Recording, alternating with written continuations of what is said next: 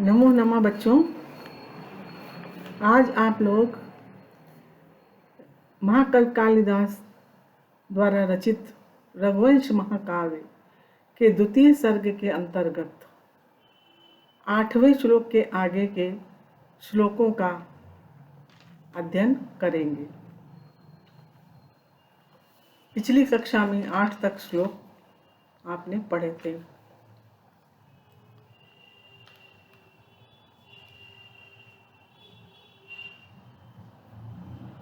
विसृष्ट पार्श्व अनुचरस्य तस्य पार्श्वद्रुमाः पाशभृतः समस्य उदीरयामासुरीव उन्मदानाम् आलोकशब्दं वैसाम विरावैः।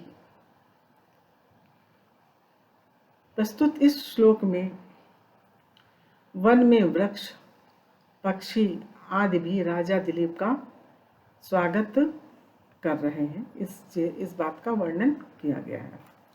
विशिष्ट पार्श्व अनुचरस्य, पार्श्व अनुचरस्य पीछे चलने वाले अनुचरों को विशिष्ट भेज दिया। राजा दिलीप ने अपने पीछे चलने वाले अनुचरों को भेज दिया। तस्य पार्श्वद्रुमः पाशभृतः समस्य, तस्य उन राजा दिलीप के पार्श्वद्रुमः निकटवर्ती वृक्ष, पाशभृतः समस्य पाशभृता पाशभृत के समान, समस्य समान अर्थात वरुण के समान प्रभावशाली। पाशभृता वरुण, समस्य समान, वरुण के समान प्रभावशाली। तस्य पार्श्वद्रुमा उनके निकटवर्ती वृक्षों ने पाशभृता समस्य वरुण के समान प्रभावशाली उदीरयामासुर इव उन्मदानाम् आलोक शब्दम वैसाम विरावै। उन्मदानाम उन्मत्त, वैसाम पक्षी, उन्मत्त पक्षियों के विरावै शब्दों के द्वारा इव मानो आलोक शब्दम, आलोक जय शब्द का उदीरयामासु उच्चारण किया। मानो उन्मत्त उन्मदानाम उन्मत्त वैसाम विरावै, उन्मत्त पक्षियों के विरावै शब्दों के द्वारा आलोक शब्दम, आलोक शब्द का को उदीरयामासु, आलोक शब्द का उच्चारण किया, उदीरयामास उच्चारण किया, आलोक शब्द अर्थात जय शब्द का उच्चारण किया।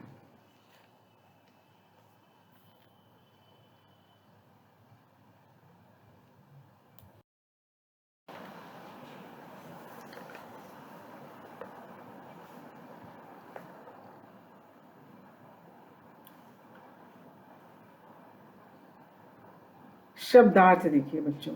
विशिष्ट पार्श्व अनुचरस्य, जिसने अपने निकटवर्ती भृत्यों को छोड़ दिया था, नौकरों या सेवकों को छोड़ दिया था। पार्श्वद्रुमा अगल बगल के पेड़, पाशभृता समस्य वरुण के समान उस राजा का, उन्मदानाम मत वाले, वैसाम पक्षियों के, विरावय मने शब्दों के द्वारा, आलोक शब्दम जय शब्द उदीरयामास उच्चारण करते थे।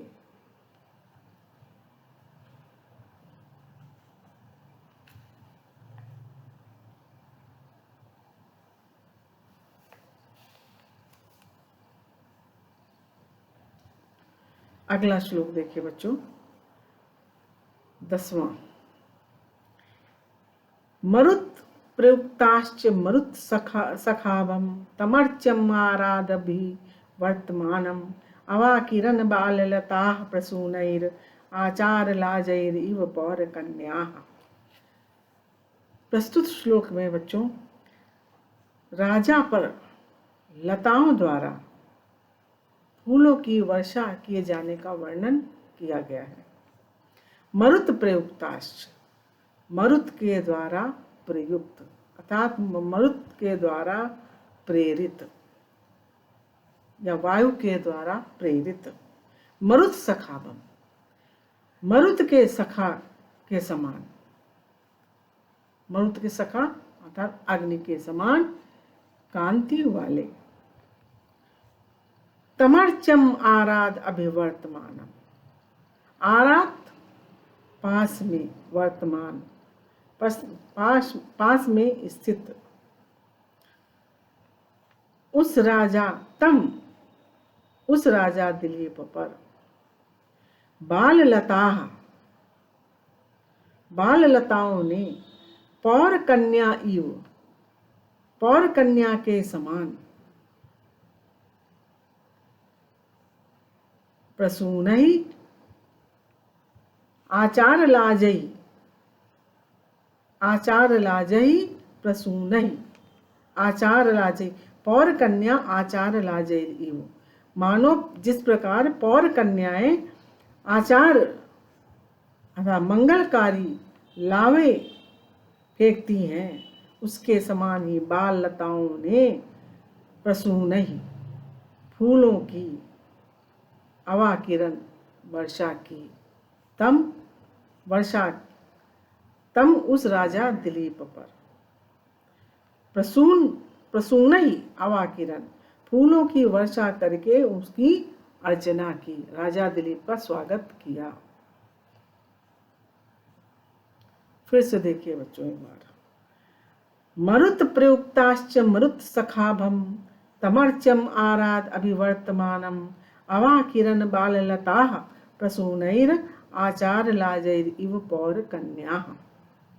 मरुत प्रयुक्ताश्च वायु के द्वारा प्रेरित और मरुत सखाभम, मरुत के सखा अर्थात अग्नि के समान कांति वाले। आराध अभिवर्तमानम पास में स्थित उन राजा दिलीप पर बाल लताओं ने प्रसूनहि अवाकिरण, बाल लताओं ने फूलों की वर्षा करते हुए अर्चम उनकी अर्चना की। जिस प्रकार पौर कन्या मानो आचार लाजैर इव पौर कन्या, मानो पौर कन्या आचार लाजे मंगलकारी लावे फेंकी, लावे के समान। यहाँ पे बच्चों उपमा अलंकार है।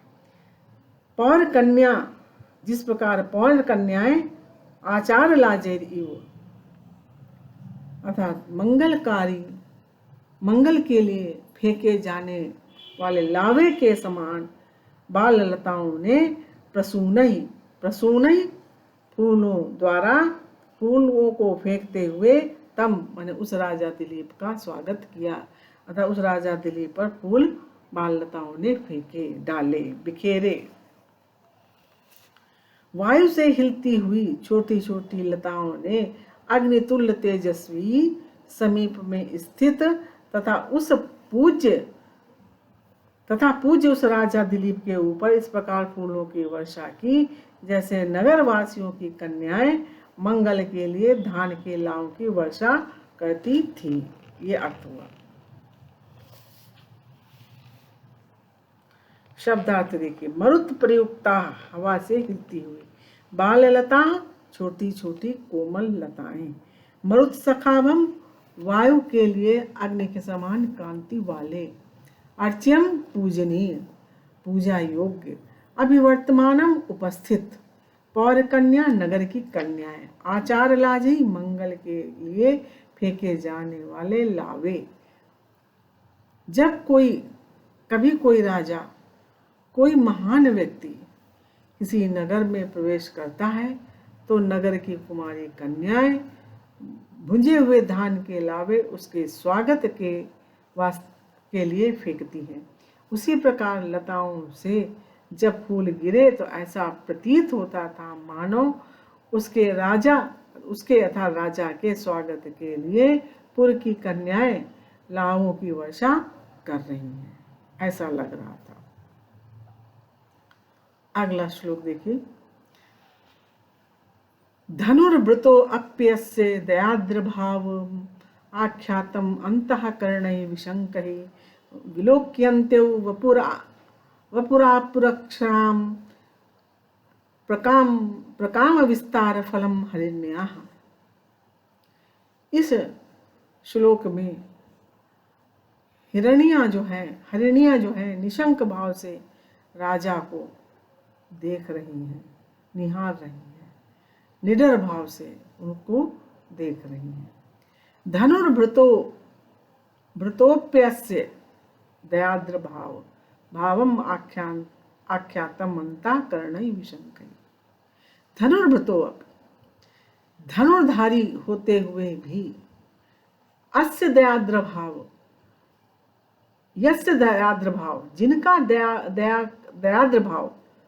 जिनका दयाद्र भाव बताता था, बतला रहा था, अंतःकरणै विशंकै, अंतःकरण जिनका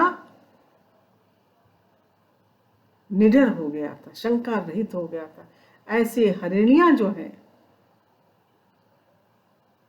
हरिणियां विलोक्यन्ते वपुः, राजा दिलीप के शरीर को विलोक्यन्ते माने देख रही थी, शरीर को देखती हुई, विलोक्यन्ते देखती हुई, राजा दिलीप के शरीर को देखती हुई हरिणियां अक्षराम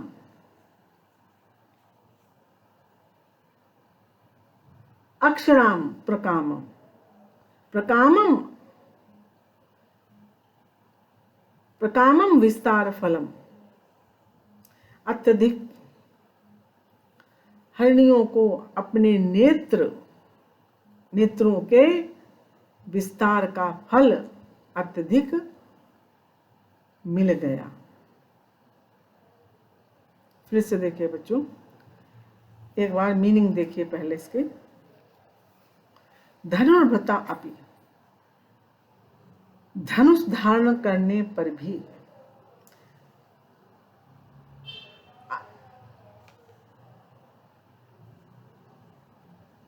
अस्य इस दिलीप का, विशंक ही निर्भीक ही,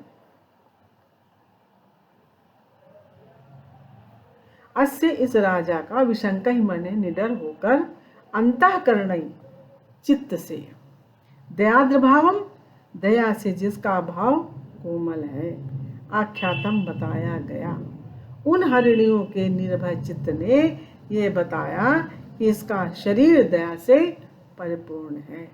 वपु शरीर, विलोक्यन्त्यः देखती हुई, हरिण्या अक्षराम प्रकाम विस्तार फलम आंखों के बड़े होने का फल, आपु पा लिया।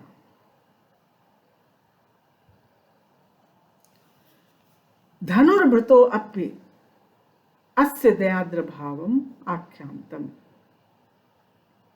धनुष धारण करने पर भी अस्य इस राजा के दयाद्र भाव को बतला दिया कि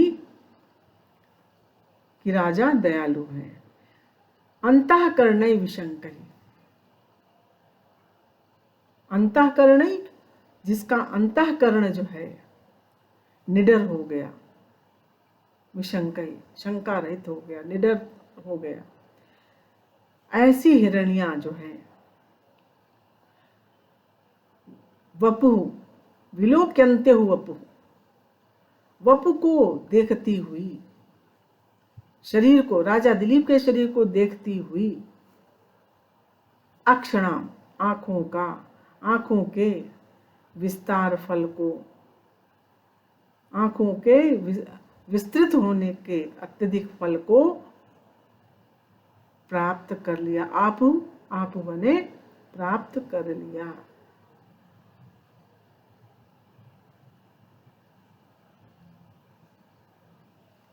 आप वपुः आप, आंखों के बड़े होने का फल पा लिया हो। यद्यपि राजा दिलीप ने धनुष धारण किया था, फिर भी उनके हृदय का दया युक्त भाव हरिणियों को मालूम हो गया। वे निर्भय होकर के उनके शरीर को देख रही थी। इस प्रकार उनके शरीर को देखती हुई हरिणियों को अपने नेत्र के बड़ा होने का फल मिल गया। ये अर्थ है बच्चों।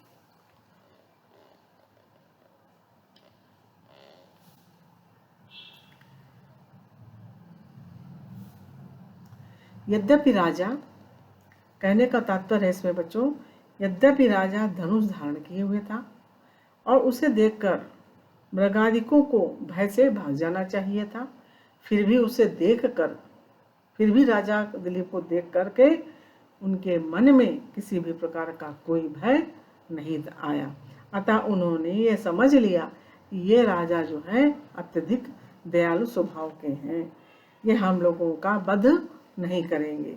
शत्रु और मित्र की पहचान करने में मनुष्य का अंतःकरण ही प्रधान होता है। अगला श्लोक देखिए बच्चों।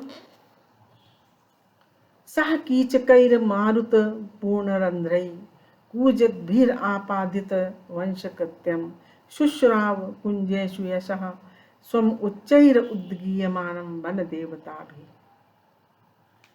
प्रस्तुत श्लोक में वन देवताओं द्वारा राजा के यश का गान किए जाने का वर्णन किया गया है। मारुत पूर्णरंध्रै कीचकै, वायु से परिपूर्ण जिसके छिद्र, ऐसे कीचक के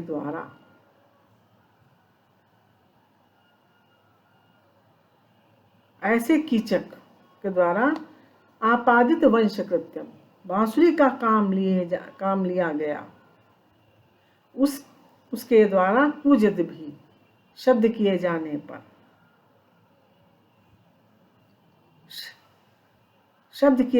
पर कुंजेषु, कुंज में अर्थात उस जंगल में या वन में, वन देवता भी, वन देवताओं द्वारा उद्गीयमानम, गाए जाते हुए, स्वम अपने यश को उच्च स्वर में गायत, उच्चैर उद्गीयमानम, वन देवता भी उच्चैर उद्गीयमानम, ऊंचे स्वर में गाए जाते हुए, स्व यश, अपने यश को, शुश्रा सह दिलीपः शुश्रा, उन दिलीप ने शुश्राव सुना। वन देवताओं के द्वारा अपने यश को ऊंचे स्वर में गाए जाते हुए राजा दिलीप ने उस वन में सुना।